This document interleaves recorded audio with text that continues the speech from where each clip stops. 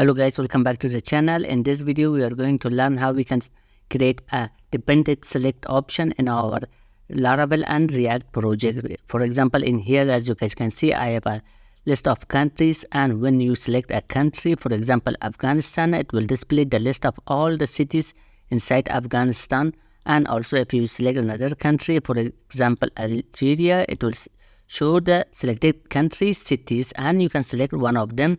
So let's see how we can build this. So let's start by creating our Laravel backend. First, by creating a new method inside our controller. In here, let's create a new method with the name of getCountries and create a variable and set it to our countries model. Then let's return this variable as a JSON in the response. Now after that, we also need to fetch our cities based on the country ID or country code as you wish.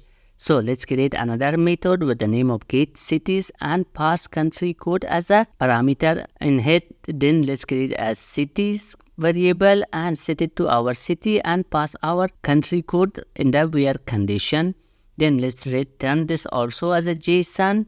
Then after that, to access this, we have to create a new route. So let's go to our routes API.php, and in here let's create a group route with a prefix of countries and a group controller. Then inside here we have to fetch all our countries. Then we also have to create another route to fetch the selected city based on the country code. Now let's go and create our React component.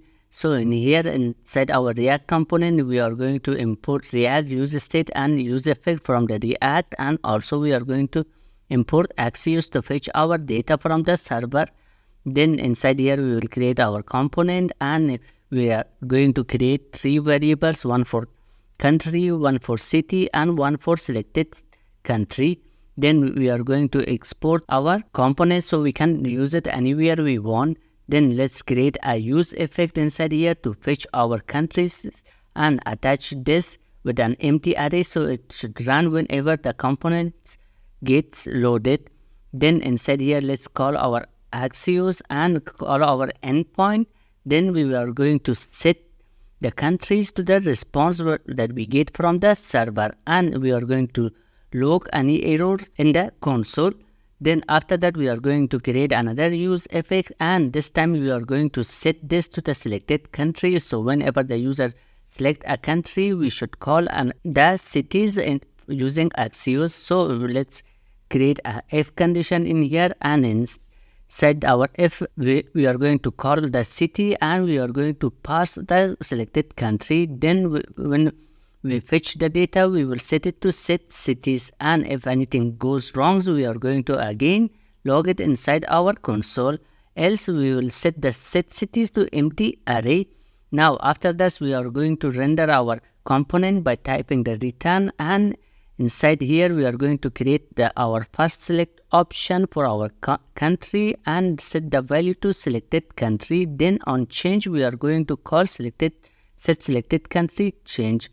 Then we are going to pass our countries and map through it and create an option for each of them. Then we also have to create another select option for our cities. This time we are going to map through all our cities and create the options for our cities. Now if I come to my browser, as you guys can see, I have two select options in here. If I select Afghanistan, I will get the list of all the cities inside the Afghanistan. And if I select another country, for example in here China, I will get all the list of China cities in here. Similarly, if I select another country, for example Finland, I will get the list of all Finland cities. So this is it for this video. Hope you guys enjoyed the video. If you have any questions, write it down in the comment.